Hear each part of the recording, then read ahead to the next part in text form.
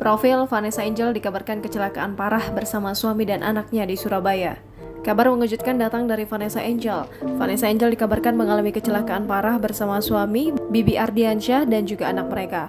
Kabar itu diungkapkan oleh Ashanti lewat postingan di akun Instagramnya pada Kamis 4 November 2021. Berikut ini profil dan biodata Vanessa Angel. Vanessa Angel merupakan artis cantik kelahiran Jakarta 21 Desember 1991. Usianya kini sudah menginjak 29 tahun.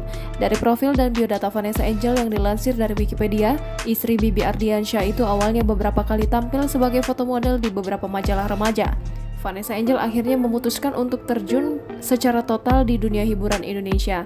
Sinetron menjadi batu loncatannya untuk pertama kali pada saat itu.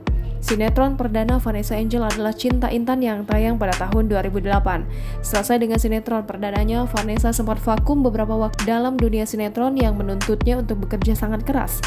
Sebagai gantinya, ia menjajal peruntungan di dunia musik. Tahun 2011 bersama dengan pesinetron Niki Tirta, Vanessa menyanyikan sebuah lagu berjudul Indah Cintaku yang dibawakannya secara duet. Single ini sempat hits di pasaran, namun tak lama kemudian popularitasnya sedikit tenggelam.